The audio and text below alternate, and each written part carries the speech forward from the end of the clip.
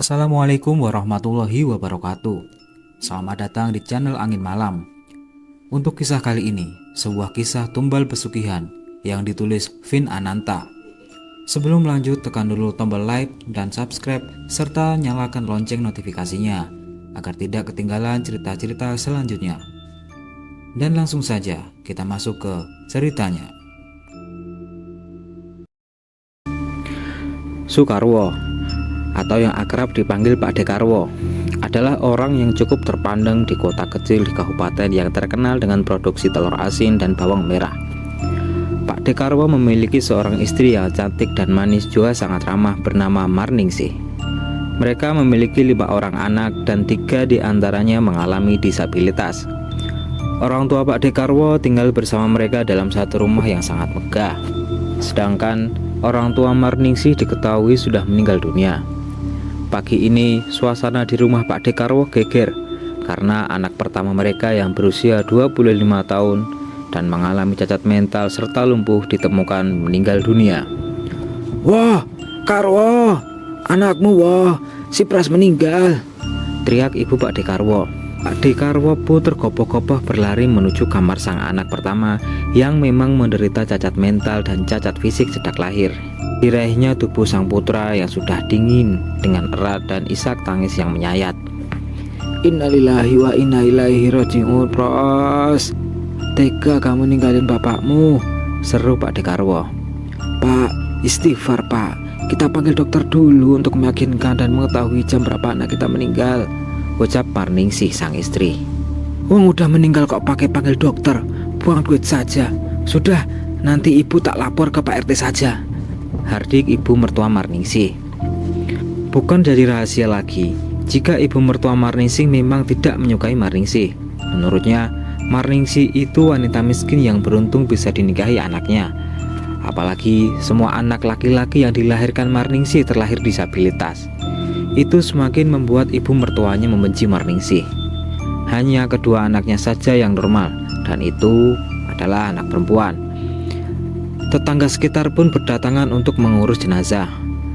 Para ibu-ibu sedang merangkai kembang dan menyiapkan segala sesuatu. Marningsih hanya terdiam dengan pandangan kosong menatap jenazah sang anak pertama yang masih berada di kamar karena tidak ada yang kuat mengangkatnya. "Pak RT, Pak Modinya kok belum datang ya?" tanya Pak Dekarwo kepada Pak RT. "Pak Modinya kebetulan lagi di sisa sebelah karena ada yang meninggal juga. Tapi barusan saya ketemu sama anaknya yang baru pulang dari Jawa Timur. Dia yang akan menggantikan tugas bapaknya," jawab Pak RT. "Emangnya anak si Mutin bisa mengurus jenazah? Jangan asal memanggil orang. Berapapun saya bayar untuk mengurus cucu saya. Panggil Mutin lain," seru ibu mertua Pak Dekarwo. "Astagfirullahaladzim Bu, maaf ya. Anaknya Pak Mutin itu juga ahli mengurus jenazah, bukan asal-asalan. Jadi jangan karena sampean orang kaya dan banyak uang lalu bisa seenaknya berkata-kata. Kalau bukan karena melihat Pak Dekarwo dan Bu Marni, rasanya warga juga tidak mau datang ke sini," balas Pak RT marah. "Berani kamu bicara kasar sama saya? Pangkat RT saja sombong," balas ibu Pak Dekarwo yang bernama Wasinem itu ngotot. "Bu, ibu bisa diam tidak? Kalau ibu hanya mau ribut, mending ibu diam saja di kamar, tidak usah keluar," hardik Pak Dekarwo marah juga. "Wong tahu lagi ada musibah cucunya sendiri meninggal, bukannya ambil air wudhu malah ribut," ucap bapaknya Pak Dekarwo yang bernama Misnan, suami Kawinsem. Kawinsem pun diam, tapi nafasnya terlihat memburu karena emosi. Namun begitu, dia pun pergi juga dari sana. "Assalamualaikum," ucap seseorang dari luar. Ucapan salam dengan suara berat berwibawa membuat semuanya berpaling menuju sumber suara. "Waalaikumsalam. Kamu sudah datang. Ayo masuk Pak D. Ini anaknya Pak Mudin," ucap Pak RT lega saat melihat kedatangan seorang pria tampan berkulit kuning. "Masya Allah nak Faik, ayo mari ke kamar Pras," ajak Pak Dekarwo. Semua orang tahu kalau Faik adalah putra Bapak Mudin, tapi tidak ada yang tahu kalau Faik memiliki ilmu kebatinan yang tinggi. Selain itu, dia juga seorang indigo. Selama ini Faik memang sengaja mengolah ilmunya di Jawa Timur dengan bimbingan dari gurunya supaya Faik tidak sesat melangkah. Faik lalu mengikuti Pak Dekarwo dan Pak RT masuk ke dalam kamar pras. Kamar yang cukup luas dan bersih. Itu dalam pandangan manusia lumrah, tapi tidak untuk Faik. Dalam pandangan Faik, kamar pras justru sangat sempit, gelap dan berbau sangat busuk. Ada ikatan tersimpul dari kedua kaki dan juga tangan pras, sehingga jenazah tidak bisa diangkat. Maaf Pak D, boleh saya minta baskom kecil dan diisi air hangat serta handuk kecil? Ucap Faik kepada Pak Dekarwo. Tentu saja Pak Dekarwo mengangguk lalu menyuruh orang yang ikut masuk ke dalam kamar pras untuk mengambilkannya. Orang yang melihat jenazah pras pasti akan terkagum-kagum karena wajahnya bersih dan sangat tampan, kecuali kondisi fisiknya yang memang seperti itu. Sedangkan pada kenyataannya, wajah pras lebih mirip tengkorak hidup berwarna hitam legam dengan bau yang sangat amat busuk. Faik terus membacakan doa dalam hati sambil tangannya mengusap tubuh pras dengan air dan handuk yang sudah diambil. Mari bapak-bapak, tolong bantu saya mengangkat jenazah Akang Pras dan membawanya untuk saya sucikan, pinta Faik pada Pak Dekarwo. Kata tadi tidak ada yang bisa mengangkat sedikit pun, kini malah sebaliknya. Jenazah pras terasa sangat ringan saat diangkat dan dibawa ke samping rumah, di mana tempat memandikan jenazah itu disiapkan. Ya jelas ringan, uang diangkat itu tulang tanpa daging. Kakeknya tolong bagian kepalanya, bapaknya bagian tubuh, dan kalau Pak RT berkenan, silakan di bagian kaki. Kita akan mulai memandikan jenazah Kang Pras, ucap Faik. Proses memandikan jenazah sangat lancar menurut manusia biasa, tapi tidak dengan Faik, karena dia harus bekerja keras untuk tidak membuat aib jenazah terlihat banyak orang. Faik tidak sedang memandikan jenazah manusia, namun dia sedang membersihkan tulang manusia yang sudah membusuk. Malam harinya, pengajian di rumah Pak Dekarwo pun sangat ramai. Faik datang bersama dengan Pak RT juga Pak Mutin yang kebetulan sudah pulang. Jadi dia ingin ikut mendoakan mendiang pras. Pak Mutin pun bertindak sebagai pemimpin acara tahlil dan yasin. Setelah acara selesai, para warga memang tidak langsung pulang. Ada sebagian yang memilih duduk bersama tuan rumah yang terkena musibah untuk sekedar menerima berbincang sejenak. Termasuk di sana ada Pak RT, Pak RW, Pak Mutin, dan Faik serta beberapa warga. Mereka asik berbincang tentang banyak hal, namun Faik justru sedang berpikir lain. Wajahnya memang menatap orang yang sedang berbincang, namun mata batinnya menatap hal lain. Dirinya pun menjadi gelisah. Apalagi telinganya kini mulai mendengar teriakan lirih meminta tolong. Sebisa mungkin Faik mengendalikan dirinya supaya tidak ada orang yang menyadari perubahan suasana di rumah Pak Dekarwo. Tapi Pak Mutin, ayah kandung Faik, tentu bisa merasakan perubahan gelagat sang putra. Hingga pada akhirnya Pak Mutin pun pamit undur diri diikuti oleh yang lainnya. Di perempatan jalan kecil mereka berpisah. Tinggallah Pak Mutin dan Faik yang kini tinggal beberapa blok sampai rumahnya. Apa tahu kamu merasakan sesuatu? Ingat nak, jangan sampai orang tahu kelebihan kamu, ucap Pak Mutin pada anaknya. Jadi apa tahu kalau aku bisa melihat hal gaib? Tanya Faik. Karena selama ini dia mengira tidak ada orang yang mengetahui kecuali guru pondoknya yang berada di Jawa Timur. Faik, kamu itu kan anaknya Abah.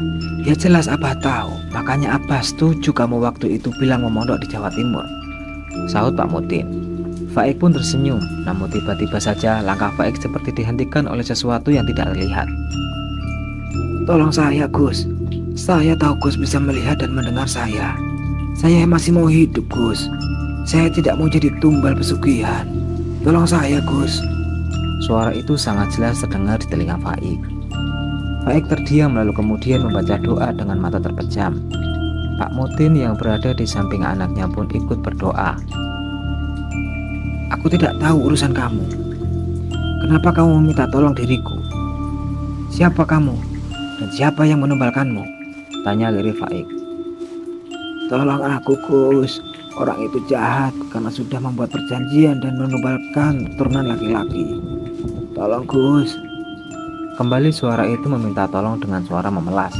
Pak Mutin yang melihat anak laki-lakinya mulai berkeringat segera berinisiatif dengan membacakan doa, lalu meraih tangan anaknya dan mengajak pulang dengan paksa. 3 hari sudah lepas peninggalan pras. putra tertua Pak Dekarwo, dan malam nanti adalah peringatan 3 harinya. Pak Mutin sedang berbincang dengan Faik saat melihat istrinya tergesa-gesa hendak keluar. Bu, ibu mau kemana? Kenapa tergesa-gesa gitu? Tegur Pak Mutin pada istrinya. Ini loh Pak, ibu baru diberitahu kalau anaknya Mbak Laila katanya sudah pulang dari rumah sakit. Lah kemarin kan ibu tidak sempat jenguk di rumah sakit, jadi sekarang mau ke rumah Mbak Laila, Jawabnya. Anaknya Mbak Laila bukannya masih kecil ya Bu? Emangnya sakit apa? Tanya Faik. Umurnya memang belum genap 2 tahun. Kemarin sakit panas tinggi. Lah tapi barusan ibu dapat kabar sembuh, tapi kok malah jadi lumpuh ya? Sahut Nyai Mutin. Lumpuh gimana Bu? Tanya Pak Mutin. Itu loh Pak, kayak kondisi kakak-kakaknya Mbak Laila. Jawab Nyai Mutin. Astagfirullah, kok bisa Bu? Kan anaknya Mbak Laila tidak cacat, bahkan sangat lincah. Sahut Pak Mutin terkejut. Itulah yang bikin ibu-ibu di sini terenyuh dengan kondisi anaknya Mbak Laila. Jawab Nyai Mutin. Ibu mau ke sana sendirian? Tanya Faik. Iya, kan cuma ibu yang belum ke sana. Jawab Nyai Mutin. Faik antar ya, naik motor, biar ibu tidak jalan. Ucap Faik. Memangnya kamu tidak ada acara? Tanya Nyai Mutin. Acara apa? Memangnya Faik kayak bapak yang banyak acara dipanggil ke sana kemari. Faik kan cuma jaga kelontong saja. Jawab Faik sambil tersenyum. Setelah berpamitan dengan Pak Mutin, Faik pun pergi berboncengan bersama ibunya menuju rumah Mbak Laila yang berada tepat di sebelah rumah Pak Dekarwo, orang tua Mbak Laila. Bahkan masih dalam satu halaman pagar. Faik memarkirkan motornya. Setelah tiba di rumah Mbak Laila, Faik merasa aura pekat dan sangat jahat meliputi rumah Mbak Laila. Faik bersikap biasa saja, seolah tidak terjadi apa-apa. Assalamualaikum, sapa Nyai Mutin saat melihat Mbak Laila sedang menggendong anaknya di teras depan. Waalaikumsalam. Nyai Mutin, mari silahkan masuk. Wah, rupanya ada Dek Faik juga. Mari silahkan, kata Mbak Laila ramah. Mbak Laila memang terkenal sangat gapyak alias ramah dan sangat menyenangkan. Sifatnya sama seperti ibunya, yaitu Marningsih. Silahkan Nyai. Dek, maaf ini anak saya sedang rewel, tidak mau ditidurkan, maunya saya gendong terus, ucap Mbak Laila sambil mencoba menenangkan anaknya. Maaf Mbak Laila, boleh saya gendong sebentar? Kayaknya Dedek pengen keluar, pinta Faik meminta izin. Mbak Laila mengangguk dan tersenyum. Anehnya, anak yang belum genap 2 tahun itu langsung mau diajak oleh Faik, bahkan terlihat sangat senang. Faik pun mengajak anaknya Mbak Laila keluar dan meninggalkan ibu serta Mbak Laila. Tolong saya Gus, sakit sekali. Tolong bantu saya melepaskan simpul yang mengikat ini. Tolong Gus. Kembali Faik mendengar suara rintihan meminta tolong. Dan suara itu berada di rumah Pak Dekarwo. Faik berdiri sambil membopong anaknya Mbak Laila. Tapi mata batinnya menangkap pada satu titik di mana dia bisa melihat dengan jelas. Ada 2 kamar dengan keadaan yang sama gelap dan berbau sangat anyir. Siapa dia? Dan kenapa ada dalam rumah Pak Dekarwo? Suara Faik dalam hati. Namun sejenak kemudian Faik terkejut saat merasakan hawa panas pada tubuh anaknya Mbak Laila. Dengan cepat Faik pun segera duduk di kursi depan dan meletakkan anak itu. Lalu matanya menyipit saat melihat ada sesuatu yang tengah merayap dan menjilati kaki anaknya Mbak Laila. Spontan saja Faik pun langsung membaca doa di dalam hati, dan tangannya segera mengusap kaki serta tangan dan sekujur anak itu. Tidak terlalu berat, tapi yang terjadi kemudian Faik seperti mendengar jeritan seorang perempuan. Jeritan kesakitan yang teramat sangat. Faik tidak terlalu peduli. Dia terus saja mengusap sekujur tubuh anak itu dengan bibirnya terus merapalkan doa. Sampai kemudian jeritan itu kembali terdengar, lalu hilang begitu saja. Alhamdulillah, ucap Faik. Aneh tapi nyata. Setelah itu anaknya Mbak Laila yang semula lumpuh tiba-tiba saja meminta turun dari pangkuan Faik dan berjalan masuk ke rumah sambil tertawa senang. Sontak saja Hal itu membuat Mbak Laila dan suami serta Nyai Mudin berteriak senang. Ya Allah, anakku, Mas, anak kita bisa berjalan lagi, teriak Mbak Laila pada suaminya. Suaminya pun tak kalah bahagia. Dia langsung mengangkat anaknya dan menciuminya dengan sangat bahagia. Ucapan syukur terus terulang terucap dari bibir sepasang suami istri itu. Sedangkan Nyai Mudin dan Faik hanya bisa menatap sambil tersenyum lega. Dek Faik, tadi diapain anak saya? Kok tiba-tiba bisa berjalan lagi? Tanya suami Mbak Laila. Saya tidak apa-apain kok. Saya cuma ngajak dedeknya berjalan saja. Mungkin gini Mbak, Mas, dedeknya ini tidak lumpuh. Hanya saja seperti halnya orang dewasa yang habis sakit, pasti tubuhnya lemah. Dan mungkin karena dedeknya kan masih kecil, jadi belum bisa bilang kalau kakinya lemah, bukan lumpuh, saut Faik. Iya, benar juga. Wong saya saja kalau sembuh dari sakit sering lemas, kata suami Mbak Laila. Ya Allah, alhamdulillah, akhirnya kamu sembuh nak, ucap Mbak Laila. Laila, Laila. Tiba-tiba mereka dikejutkan dengan teriakan dari rumah Pak Dekarwo yang memanggil Laila. Ada apa nenek Kawi memanggil kamu sampai teriak-teriak kayak gitu, Dek? Ucap suami Mbak Laila. Mbak Laila menggelengkan kepalanya karena tidak tahu. Dan saat ini Mbak Laila juga tidak mau tahu. Biarin saja Mas, kebiasaan. Kalau manggil tidak bisa pakai bahasa lembut, sahut Mbak Laila. Samperin dulu Mbak, siapa tahu penting. Biar saya pamit saja sekalian, ucap Nyai Mudin pada Mbak Laila. Tidak apa-apa Nyai, kayak Nyai tidak tahu siapa nenek saya saja, sahut Mbak Laila. Laila, dipanggil orang tua kok budek. Mau beneran budek ya? Tiba-tiba saja nenek Kawisem masuk ke rumah Mbak Laila. Astagfirullah Nek, Laila sedang ada tamu. Harusnya nenek tidak usah teriak-teriak seperti itu. Sembari nenek datang ke rumah Mbak Laila. Tamu apa? Wong tamu kampung saja kok sok sibuk, sahut nenek Kawisem. Nyai Mudin dan Faik hanya terucap istighfar dalam hati, lalu bergegas minta pamit pulang. Namun sebelum pulang, rupanya Faik melihat sesuatu di tubuh nenek Kawisem yang sepertinya hendak menjerat anaknya Mbak Laila. Hingga tanpa pikir panjang, Faik segera menghampiri anaknya Mbak Laila yang saat ini dalam gendongan suami Mbak Laila. Sebelum nenek Kawisem mendekat. Adik ganteng, Akang Faik pulang dulu ya. Assalamualaikum, ucap Faik sambil mengusap kepala anak itu. Dan secara tidak langsung, Faik juga memagari tubuh anak itu.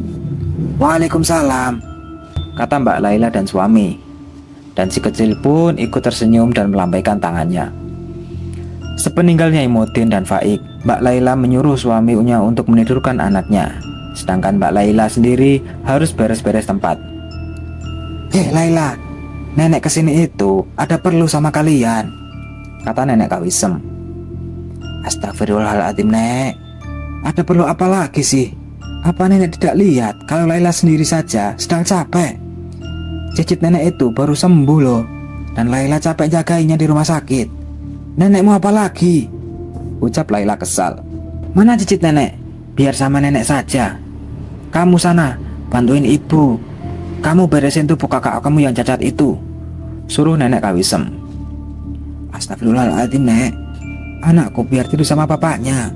Udah sana, nenek balik dulu, nanti saya nyusul, ucap Laila capek. Dengan menggerutu, nenek Kawisem pun keluar dari rumah Laila dan pulang. Sementara itu, Laila sambil menghela nafas dan akhirnya menusul ke rumah orang tuanya untuk membantu ibunya.